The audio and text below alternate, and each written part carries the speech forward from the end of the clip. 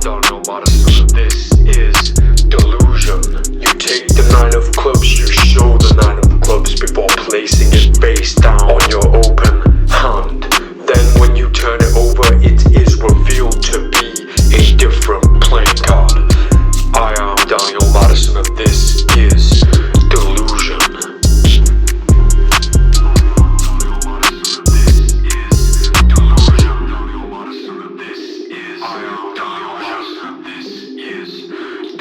I am Daniel Madison and this is delusion. I am Daniel Madison, welcome back. Thanks for being here. Charlie and I really appreciate choosing to spend a bit more time with us today. In this video, I'm going to teach you a card switch called the Delusion card switch. Delusion card switch.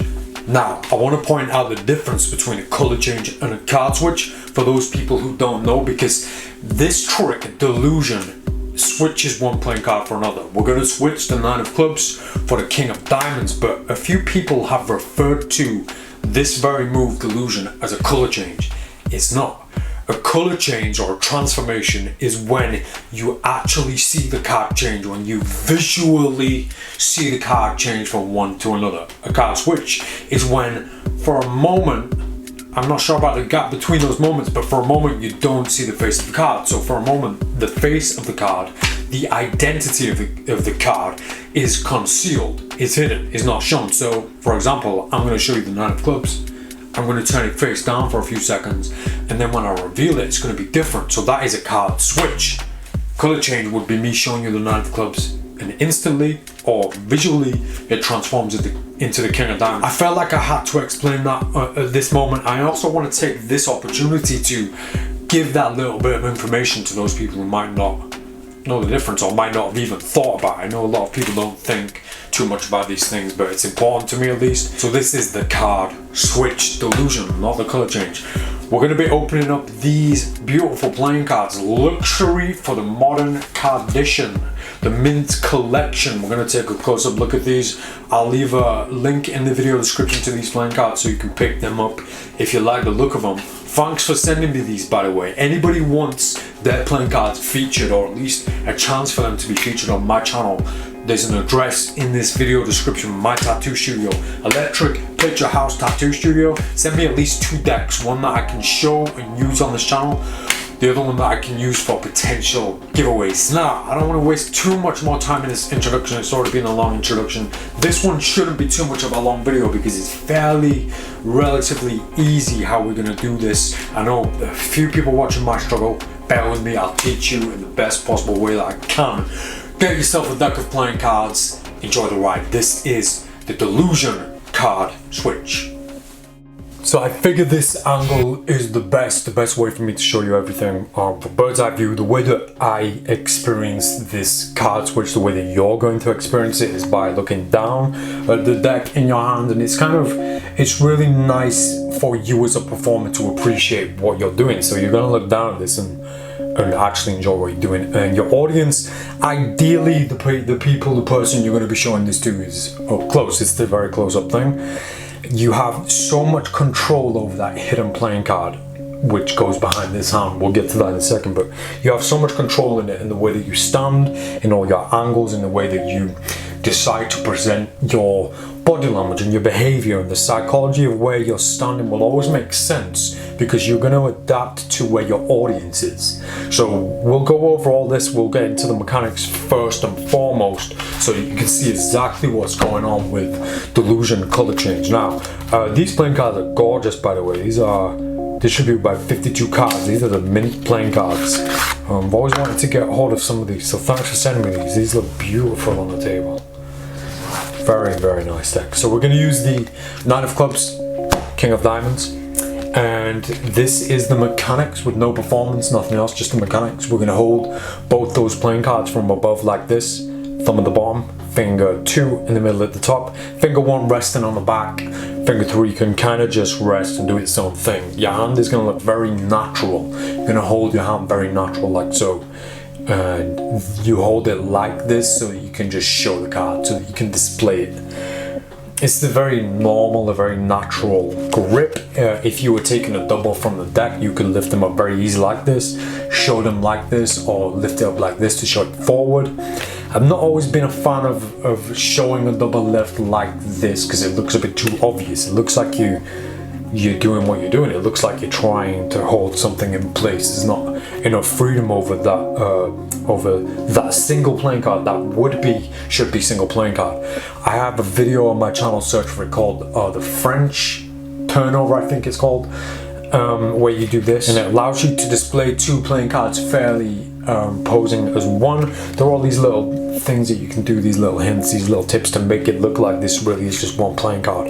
Ideally that's what we want. Obviously we want it to look like it's just the Nine of Clubs. So holding it like this can be a little bit risky, holding it forward like this, because it looks like you're holding more than one playing card, I think anyway. So the way that I go for this, I try not to show it forward like this. I'll usually do this.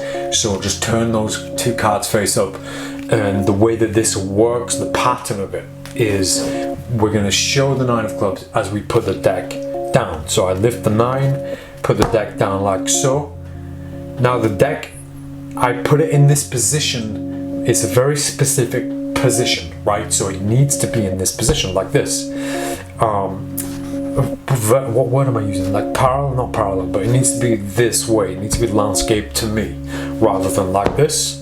So I also want it so that we can see the back of this card. Now when your hand naturally puts the deck down, it does this, and this is no good for us. This is no good for the cleanup, or one of the potential cleanups. So what I do, I show this card, I turn the deck face up and then turn it face down so it does a full rotation, and it allows me to put the deck down in a fairly natural way, because if I try to put it down without rotating the deck, without turning it over into that position, it just looks unnatural, it looks strange.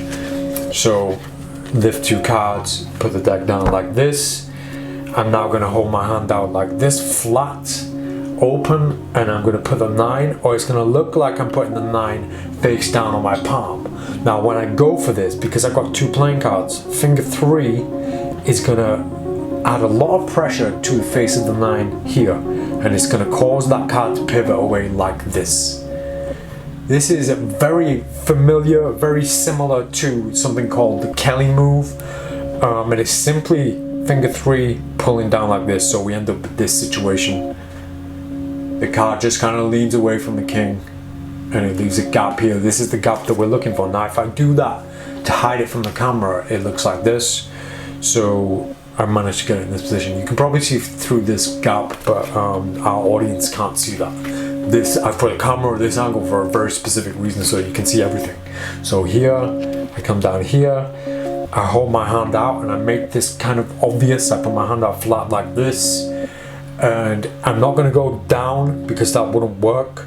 I'm going to go sideways so that I can feed the 9 underneath my hand like so, and finger 3 keeps that card held against the back of my hand as I put the king down like this. And I make sure the king goes at more of an angle rather than, so I don't want it to go like this, I want it to come in at an angle like this, so it requires a little bit of manipulation. Now everything that I've covered so far all at once looks like this. Put the deck down, hand out, the king goes on top like this. Finger 3 is holding the 9 now on the back of my hand. Now as it's holding it there, my hand opens at finger 1 and finger 4, so I open like this. Now this allows me to achieve a back palm with the 9 of clubs.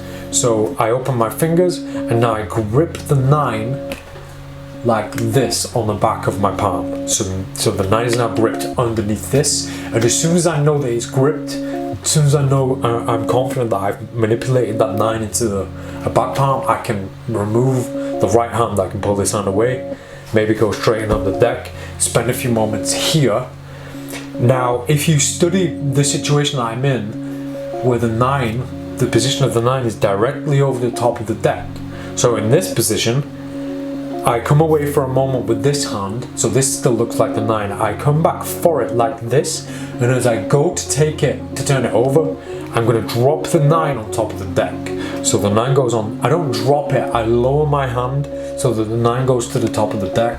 I now release fingers 1 and 4 as I pick up the king and then turn it over in my hand, revealing the switch. Now I don't move back, I don't move to the side, I don't move anywhere, because I want to keep this covered for a few moments because there's a discrepancy here in the bend. Now this bend won't happen with you, it shouldn't happen. The only reason that bend's happened with me is because the amount of time I kept it in there while I was explaining this effect. Once you've dropped it once you've got rid of the 9 to the top of the deck, if you wait here for a few beats, let this image sink in and then turn this over, you're in a position now that you've shown that you have empty hands. Otherwise, other than the king, I can now pick the deck up, and that's completion of my cleanup, and the switch has been achieved. So a quick recap before I move the camera. I'm going to put the camera down here so you can see underneath everything, but I'll do a very quick recap from this position still. So I take the deck, I'm going to pick up 2 playing cards, show the 9, put the deck down, hold my hand out like this. This draws all the attention to my hand, allowing me to very comfortably and easily execute this pivot kind of lean away move. And now come over here, the 9 is fed underneath as the king is placed down. Fingers 1 and 4 separate so that I can grip that card underneath. My right hand can now fairly come away. As I come down to the top, I'm already releasing the 9 to the top of the deck as I turn this over. The switch has been revealed and I can take the deck to complete the cleanup. And that is the core mechanics of the Delusion card switch. I'm going to move the camera so you can see everything, the mechanics, what happens underneath. So just to recap from an angle where you're going to see absolutely everything, we're going to double double turnover, double pickup, however you want to say it, 2 playing cards. So we're showing the 9. As I show the 9 like this, the deck starts to turn over. I put it down like this, right in front of me. I call it landscape. I'm sure there's a better word, I just can't think of it. So now I put my hand out like this. This draws the attention.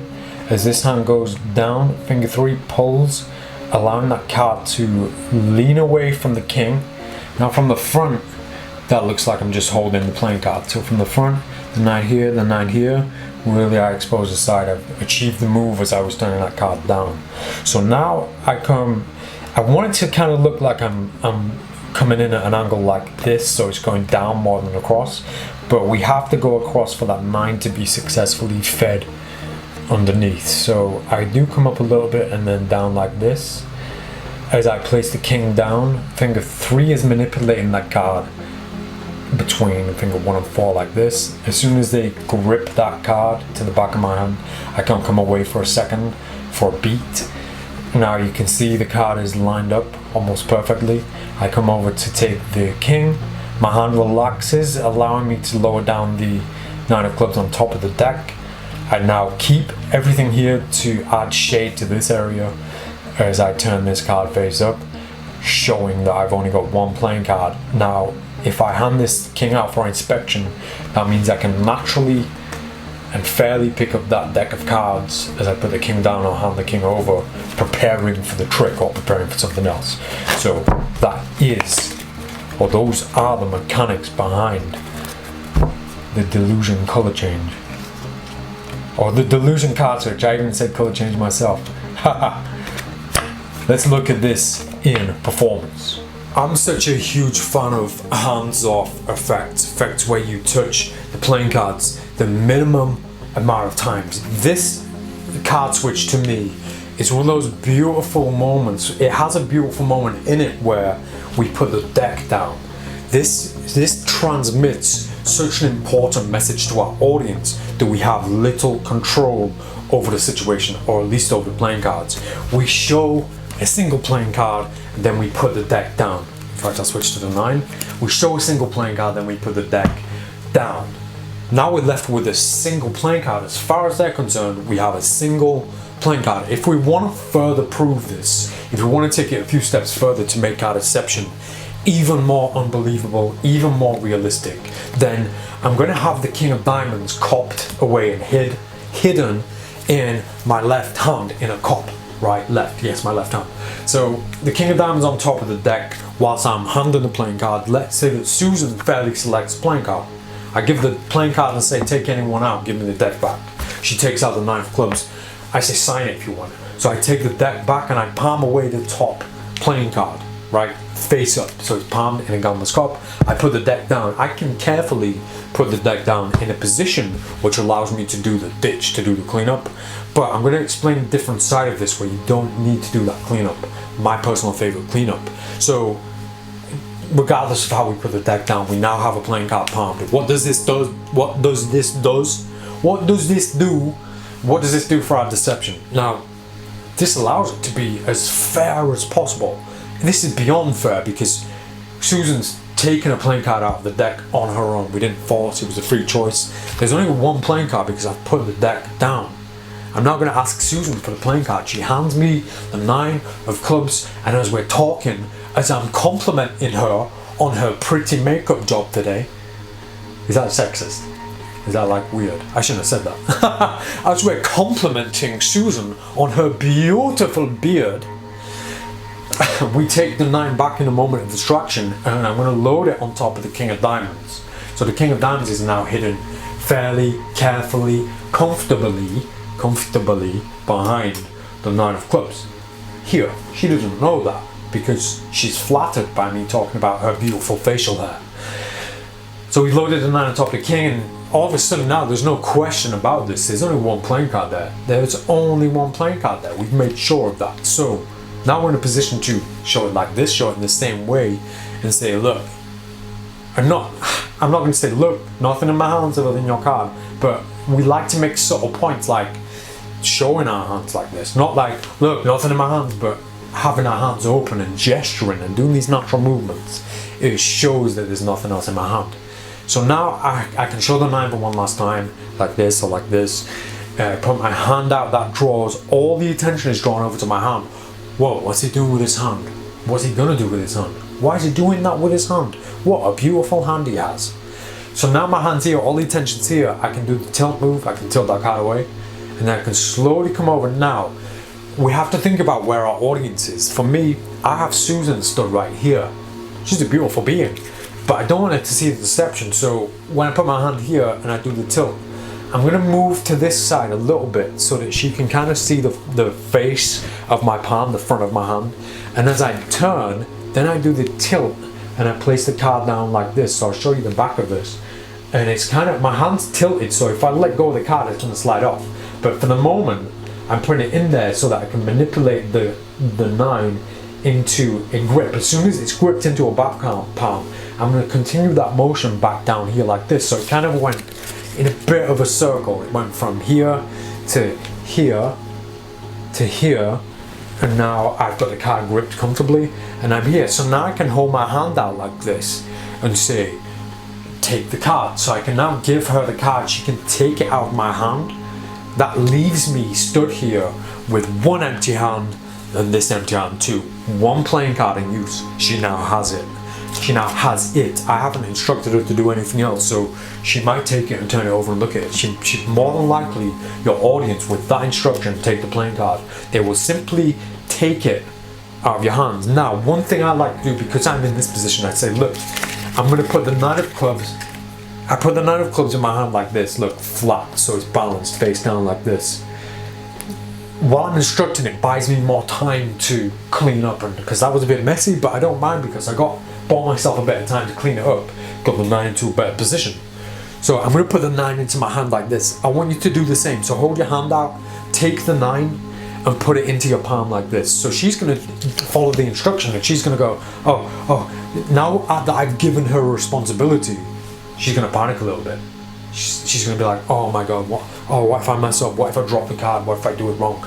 So it distracts her, the responsibility distracts her from what's really going on, which is just part of the deception. So she's going to pick the king up from my palm, thinking it's a 9. And because she has an instruction, she's not going to go, oh, just checking, it's my card. She's just going to take it out and she's going to put it in her own hand like this and like, oh, is that right? Oh, please tell me it's right. You know, there's this panic, there's this, and it comes with all audience members who have to partake in something that they weren't expecting to be a part of. They won't kind of question you, they won't go against it, especially if you have that power in you as a performer, which most performers naturally have, where being instructive, where the instructor, we're telling them what to do, we're giving them commands and they have to take them. So she's going to do this and put it here, and then it's like, well, now what? I've done the first thing he did. He asked, now what? Little does she know everything's done. While she's doing this, it buys me all the time in the world to just lower my hand down to my side and ditch that card in my pocket. No slights. I'm not slighting that. I'm not magicking it away. I'm just ungracefully putting it in my pocket. Otherwise, I can come down to the deck. I can put my hands together like this. A little bit of hand washing never hurt any magician, as long as it's not obvious. I can do this, put my hands together, and I can drop that card or carefully lower it to the top of the deck as I lift the deck up and I'm clean. Otherwise, you can do a little bit of hand washing if you're into that as magicians. The card is here, your hand is here in a very unnatural position all of a sudden. You have to stand like this all of a sudden. This is how I stand, what's wrong? So from that position, I mean, the most natural thing is for this hand to go on top. Now, a little bit of hand washing can manipulate that card over into a Tenkai palm, into any kind of modified palm, so that you can get rid of it. All the while she's distracted, she's thinking more about the card that's in her hand and the job is done. For me, I like the basic idea of keeping this simple and keeping this to a simple performance. If you're going to put this on film, if you're going to use it on film, Instagram video, then you've got so much more freedom. I mean, I like the idea of just showing the 9, putting it in your hand once it's lined up. Maybe you snap your fingers. Maybe you're that kind of magician. Maybe you are that magician. Snap your fingers and then turn the card over in your hand like this. Now you don't need to clean up because this hand is justified why it's in that position. We never have to show the back, it's justified. Otherwise, you know, a little bit of editing, a little bit of film editing, which I am guilty of, which I do like to practice sometimes. If we go from here to here and it's in our hand here, we can lose a moment in the edit and then we're completely clean. Now I do want to keep this a fairly short video, or shorter than usual, but I don't want to leave it just there. I want to give you a final idea, which is the Delusion card steal. The idea of stealing a playing card from the deck using the same mechanics, using the same principle of getting a playing card into a back palm, stealing it from the deck. Now this would be the very bottom card of the deck. So if you want to manipulate a selected playing card to the bottom of the deck, once you take it, you hold it the same way as Delusion, top and bottom, thumb at the bottom. We're going to do the same thing. Finger 3 is going to peel away the bottom card. As we put the deck in our hand, we're going to manipulate that card into our back palm, like so. So now it looks like we just passed the deck from one hand to the other, and now we're going to take the deck and put it down on the table. In the meanwhile, I stole away the 9 in a back palm. Just an idea, just something to think about. There are a few ideas that I have with this, that I've toyed with, that I've played with. Maybe you can discover some of them on your own. Think about this using a card box. Think about this using business cards, different things. Try playing with the same concept with different ideas, and I'd love to see what you come up with. But right now, I'm going to make sure that this video isn't as long as all the other ones, so I'm going to end it here. Let's get to the outro. That was Delusion. I hope that you enjoyed it as much as I enjoyed sharing it. If you use this deception or any of my sleights or tricks or deceptions on the social networks, put the hashtag Daniel Madison on there and I'll see it. I'll come looking, and I'm looking forward to leaving some likes, leaving some comments, and seeing what you're doing with the deceptions I'm offering. I will be back soon with some more dope tutorials, all ask in return. As always, make sure you subscribe so you get the notification bell going ding ding ding ding every time I drop a new tutorial. That was the Delusion card switch. I'm Daniel Madison. See you next time.